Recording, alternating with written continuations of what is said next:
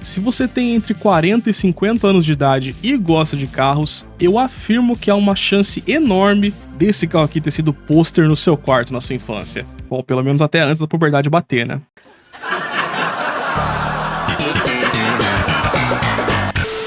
Poucos carros marcam gerações como Lamborghini Countach. É muito provável que ele esteja entre o top 5 supercarros mais famosos de todos os tempos. Se você olha para essas linhas pela primeira vez quando criança e não se apaixona por carros, nada vai te mudar. É mais fácil você ir lá gostar de futebol mesmo. Mas para você que gosta de carro, vem aqui comigo hoje então conhecer vários detalhes desse carro clássico.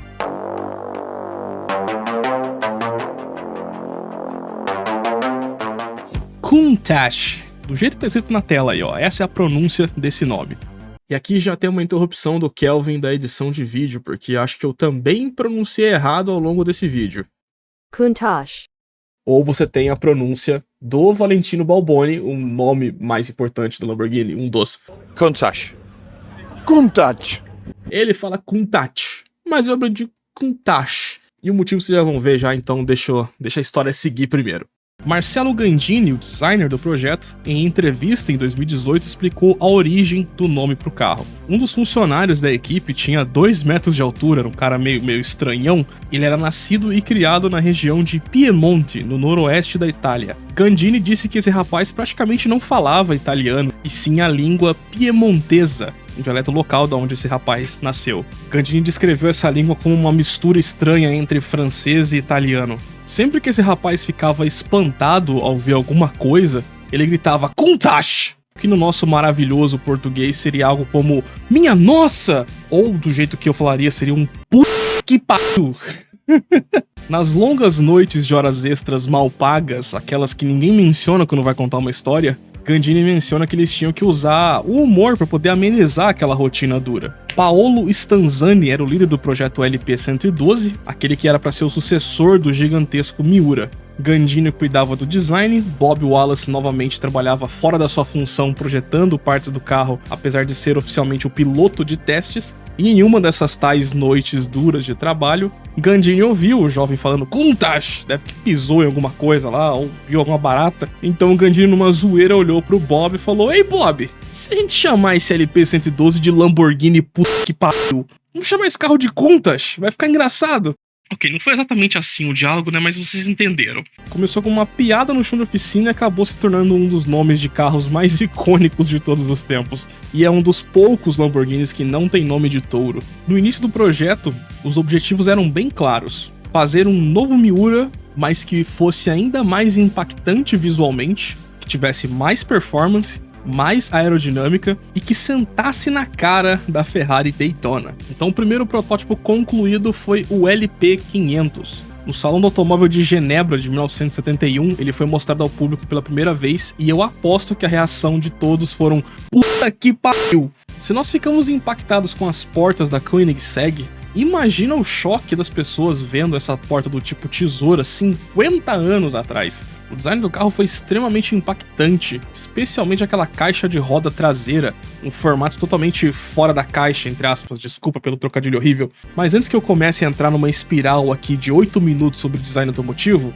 vamos apenas concordar que Gandini era um gênio do design. Olha esse protótipo, coisa mais linda, cara. O concept foi um sucesso, mas ainda tinha muito trabalho a ser feito. Eles queriam melhorar a fama de Widowmaker do Miura. Eles queriam manter o layout de motor central traseiro com tração traseira, mas eles precisavam melhorar a distribuição de peso. O Miura sofria muito com lift-off oversteer em velocidades mais altas. Eu traduziria como síndrome repentina de Mustang beijador de poste. Então, para melhorar drasticamente a distribuição de peso e tentar eliminar essa característica de pilotagem, que era muito perigosa, o time de Stanzani chegou então à conclusão que vocês estão vendo nessa imagem aí. Essa imagem é bizarra, você olha e fala, como que isso aqui vai caber? Esse era o primeiro Lamborghini Longitudinale Posteriore, o motor longitudinal central traseiro. Cara, olha o tamanho desse câmbio. O câmbio é tão grande e o carro tem um trechos pequeno que o câmbio, de certa forma, até invade um pouco do cockpit. Aquilo serviu ao propósito de melhorar a distribuição de peso e hoje, né, 50 anos depois, essa característica de motor central traseiro já foi muito melhor trabalhada. Com a nova posição do motor, o carro precisou de novas entradas de ar na lateral. Gandini poderia ter escolhido qualquer formato, mas que bom que ele escolheu esse. Tanto essa parte mais embaixo, que lembra até de certa forma um Y, né, que a Lamborghini usa muito o Y hoje em dia, mas também foi muito legal essa daqui em cima do vidro. Essa entrada de ar aqui junto ao vidro voltou no Lamborghini Diablo, serviu de origem para as asas de morcego do Murciélago, de certa forma também estava presente no design do Aventador, até vir o alemão lazarento e tirar essa tradição no Revuelto. Mas vamos voltar para 1974, porque estava pronto para produção o Lamborghini Countach LP 400. LP pelo motor, longitudinal e posterior, e 400 como uma referência à cilindrada, porque o motor era quase de 4 litros de deslocamento. Era oficialmente o motor 3.9. Inicialmente testaram uma configuração experimental criada pelo Bob Wallace no Miura J, história que eu contei no meu vídeo sobre o Miura. Esse V12 era para ter então 440 cavalos mais ou menos, mas acabou ficando caro demais e com pouca confiabilidade. Por isso as primeiras versões do Countach vieram com motor 3.9 V12 de 375 cavalos girando aos 8.000 RPM. Contexto importa, então na época era um número sim bastante impressionante. Longe de mim querer dizer que 375 cavalos é pouco, nada disso, é potência pra caramba. Muitos de vocês assistindo não conseguiriam pilotar um carro com essa potência toda. Só que no contexto da época, pro marketing isso foi ruim porque foi uma potência um pouco menor do que o Miura SV. Apesar desse detalhe, o LP 400 pra mim foi o Countach mais bonito. As linhas dele pareciam linhas de concept, mesmo sendo já um carro de rua. A lanterna que tinha o elemento iluminador aqui quadrado, né, que era uma limitação da época de corte de custos, mas o formato da moldura vermelha em volta mostra o que era a criatividade do Gandini de fato. Ele queria uma lanterna com aquele formato. Essa forma dele um pouco mais curto e largo e super afiado, ao mesmo tempo com a lateral bem clean. Cara, esse carro pra mim ele é lindo, até hoje. Com o lançamento, o carro usava esse pneu que era bem fino, digamos assim, né, para um carro com essa potência toda, então faltava um pouco de tração.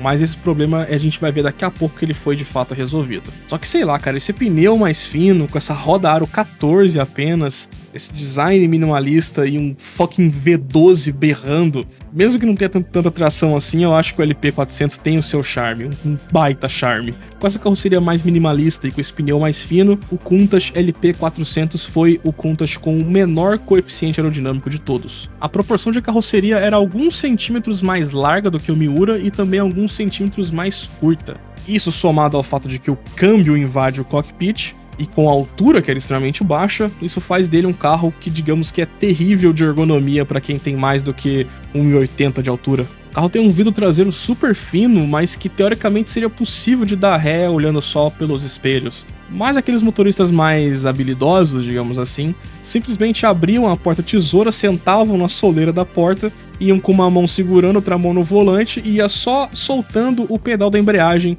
que o carro tinha torque suficiente para ir se movimentando e dando ré. Imagina chegar num postinho de hoje em dia, aquele bando de dono de polo, Stage 40, falando sobre pacoteadas, aí vem você ali com um cigarrão na boca, sentado na porta do carro, manobrando. Para os mais baixinhos como eu, dizem que os bancos do Countach são muito confortáveis para viagens longas, mas também dizem que a embreagem tem um curso muito longo e é um pedal bastante duro. Falam com os engates também do câmbio, que também era com grelha, que também são engates bem firmes, você tem que fazer um pouco de força para você conseguir trocar uma marcha. Era um carro apenas para corajosos andar no limite. E aí ficava essa dualidade, um carro que exigia uma pilotagem bastante treinada para você conseguir andar no limite com esses inputs bem duros, mas também era um carro com uma suspensão macia, um pneu macio, um banco macio que permitia certas viagens, né, pela Europa. O carro tinha até porta-malas. A abertura era uma bosta? Sim, mas pelo menos tinha porta-malas. O chassi do LP400 já era tubular, dessa vez sem os furos do Miura. Os painéis de carroceria eram com chapas de alumínio e a produção era artesanal, por isso que de 1974 até 78 foram produzidos apenas 157 unidades do Countach LP400. Isso aconteceu tanto pela complexidade de produção, como também pela crise do petróleo, né, que prejudicou esses motores beberrões, e também Ferruccio vendeu a empresa nessa época e se aposentou, até que em 78 a Lamborghini faliu. A empresa abriu um processo de recuperação judicial e os novos donos eram os irmãos Jean-Claude e Patrick Mimran.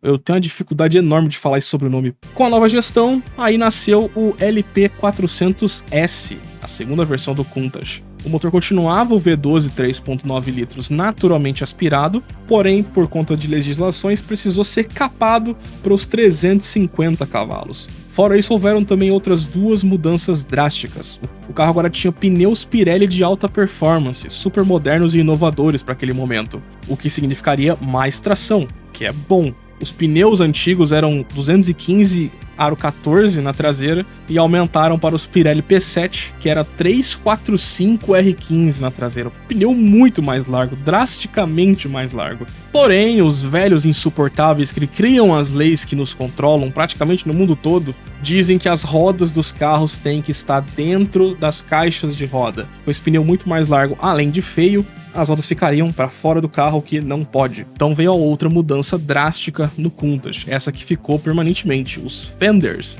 usaram essa gambiarra para alargar a carroceria do Countach e se adequar aos novos pneus. Fizeram, digamos que um bom trabalho nos fenders, conseguiram respeitar bastante do design original do Gandini e foi um item puramente funcional, né, para driblar essas leis burras. Acabou valendo a pena porque o carro ganhou muitos elogios pela melhoria de dirigibilidade, mas eu ainda acho o LP400 original um design mais harmônico. Ficou com um aspecto de gambiarra esse LP400S. E o LP400S, mesmo com os pneus mais largos, né, roda mais taluda e também com os novos fenders de fibra de vidro, ainda assim ele aumentou só para 1.350 kg.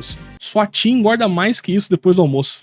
Na segunda fase do Countach, além dessa melhoria significativa de tração, o carro também vendeu bem mais. Foram 237 unidades ao longo de 4 anos. Algumas unidades foram para o Japão, muitas ficaram na Europa e outras foram para os Estados Unidos, para poder sofrer com mais uma lei burra. A norma FMVSS 215 obrigava os carros a terem esse bigode grosso de borracha na frente e na traseira, né, nos para-choques, para fazer o carro resistir a impactos de baixa velocidade sem danos críticos ao veículo. Era uma norma refletindo a incapacidade cognitiva do americano médio de dirigir sem encostar nos outros, o que resultou na criação dessa aberração que é o Countach no mercado americano. O carro tem esse bigode horroroso, parecendo cabeça de batata do Toy Story. Gandini deve ter olhado esse para-choque e falado Countach! Piada merda. Ainda sobre o comando dos irmãos Miram, em 1982 nasceu a terceira versão do Countach, o LP500S, e novamente vieram algumas mudanças drásticas. O facelift na parte visual incorporava a asa traseira, que antes era um item opcional, e os fenders também tiveram uma leve remodelagem para poder se integrar melhor aos para-choques. As fabulosas rodas Campanolo Bravo continuavam, os faróis escamoteáveis também continuava, e o interior teve algumas atualizações. O 500S até hoje exala anos 80 e combina demais com o Synthwave. A grande mudança também nessa versão foi a questão do motor, uma nova evolução subindo para 4.8 litros de deslocamento. Ainda era naturalmente aspirado, ainda era DOHC, um duplo comando de válvulas e 2 válvulas por cilindro, voltando aos 375 cavalos originais mesmo com as normas de emissão. Aí veio o mercado americano e um novo up nas vendas, chegando a 321 unidades até 1985. Mas as vendas não foram suficientes para impedir um novo processo de recuperação judicial, dessa vez com a Lamborghini indo para o controle exclusivamente de Patrick Miram. Então, em 85, o Countach renasceu pela quarta vez, agora era o Countach LP5000 4-válvole, ou mais conhecido como LP5000 QV. Novamente veio uma mudança de motor, agora bem mais drástica. Ainda dentro da mesma arquitetura, digamos assim, eles aumentaram o diâmetro e o curso dos 12 pistões, então o motor subiu para 5.2 litros de deslocamento. O V12 Lamborghini já era DOHC, ou seja, com duplo comando de válvulas, desde o Miura, mas aqui no QV, o nome 4-válvole é porque o carro tinha 4 válvulas por cilindro. 4 válvulas por cilindro com duplo comando de válvulas, pronto, mecânicos brasileiros já estão tendo um derrame com esse arranjo, mas é inegavelmente mais eficiente. Vai da montadora fazer bem feito. Em 66 unidades para alguns mercados específicos, o Countach recebeu uma injeção eletrônica indireta de combustível do modelo Bosch K-Jetronic, e o modelo 5.2 injetado entregava 420 cavalos, agora sim uma potência digna para esse visual desse modelo.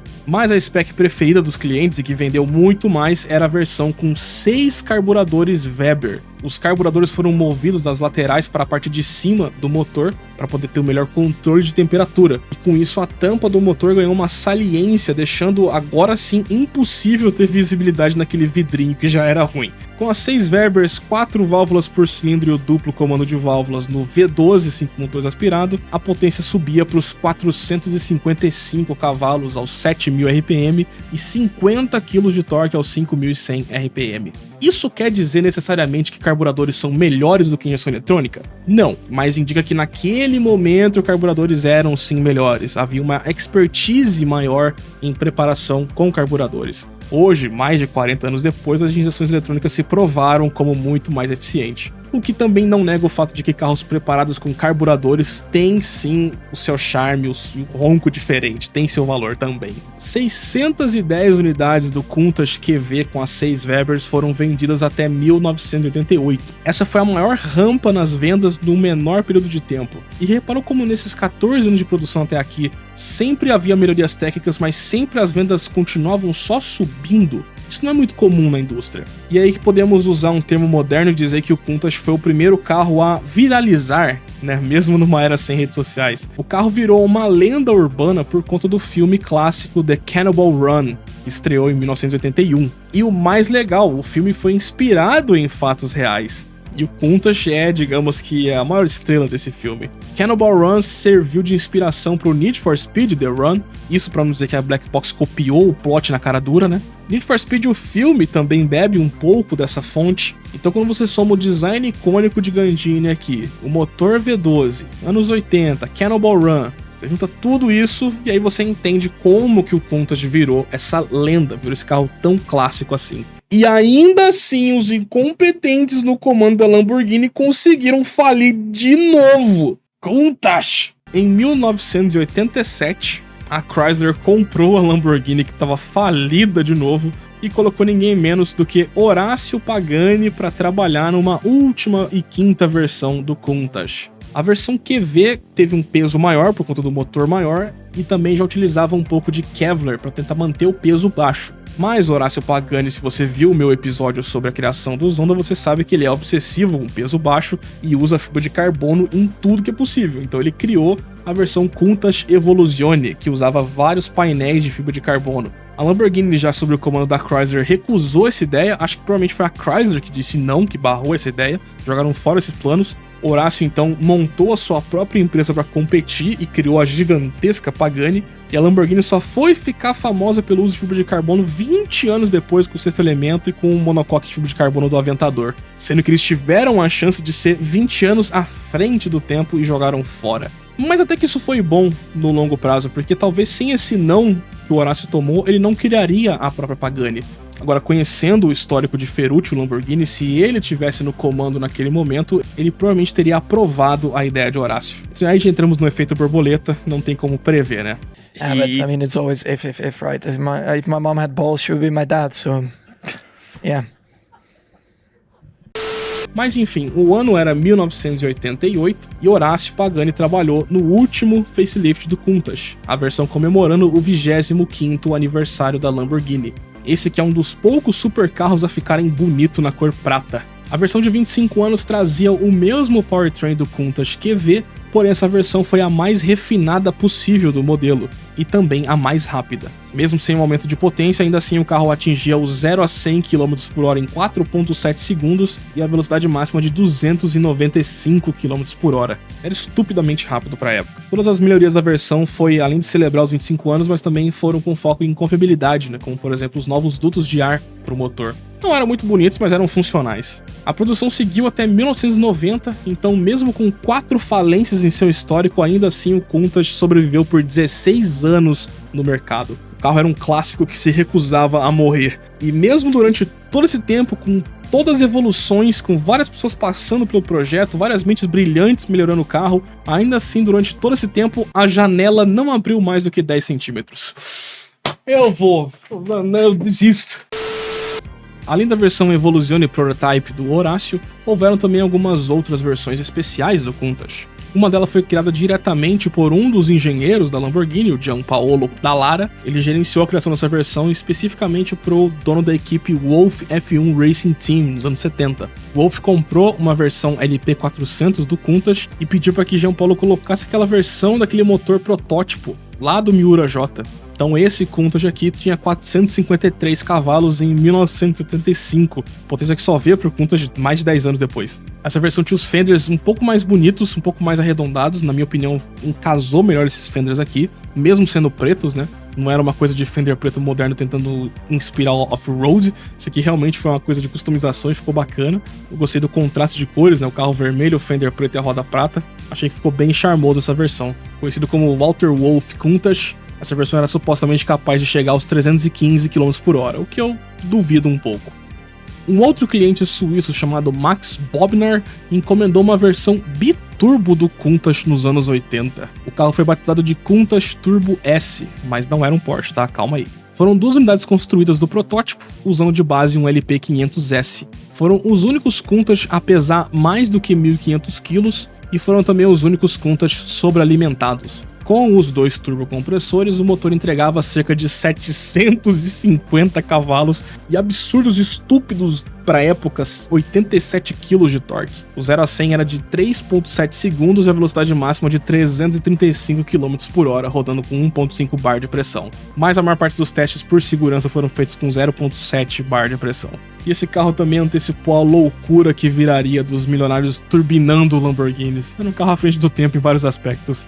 Achou o Countach biturbo maluco? Então conheça a versão Countach QVX. O carro competiu em 85 no extinto e maravilhoso Grupo C da FIA. A responsável pela criação do projeto foi a Spice Engineering, junto com a CC Engineering. E a Lamborghini entrou apenas fornecendo o motor V12 5.7 litros. A potência variava entre 660 até 710 cavalos, mesmo sendo naturalmente aspirado. Dos registros que eu encontrei, o carro participou de 7 provas, mas em 6 ele quebrou e só finalizou uma. Foi um completo de um fracasso, tal como a Lamborghini nos Hypercars de Le Mans recentemente. Antes da Chrysler comprar a Lamborghini, de 84 até 87, sob a supervisão do engenheiro Giulio Alfieri, começaram o projeto do L150. Esse foi o primeiro embrião do que seria o sucessor para o Countach e que culminou na criação do Lamborghini Diablo.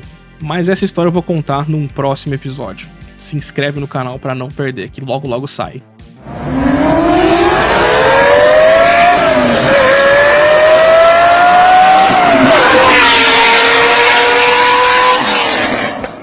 O Miura não foi o primeiro carro com motor central traseiro, mas ele foi o primeiro a criar essa ideia de segmento de supercarros, com motor central traseiro e uma potência muito alta. O Miura tem o seu pedestal na cultura automotiva, mas ao lado dele, talvez até um pouco acima dele, viria, na minha opinião, o Countach. Com as suas 1983 unidades fabricadas e em 16 anos de produção, eu diria que o Countach entrou mais fundo na memória das pessoas do que o próprio Miura. É impossível calcular quantos se tornaram entusiastas automotivos por conta desse ícone. Tudo bem que a Ferrari Testarossa chegou destruindo tudo e finalmente foi o carro da Ferrari que conseguiu ofuscar o Countach, que já era um carro velho no mercado naquele momento. Tudo bem que o design de Gandini foi baseado em outros de seus concepts, como por exemplo o Alfa Romeo Carabo com BO, que foi onde ele criou as portas tesoura. Também dá pra dizer que o Countach teve uma inspiração de outro protótipo do Gandini, o Lancia Strato Zero. Então o Countach talvez nem tenha sido tão original assim em design, mas não importa.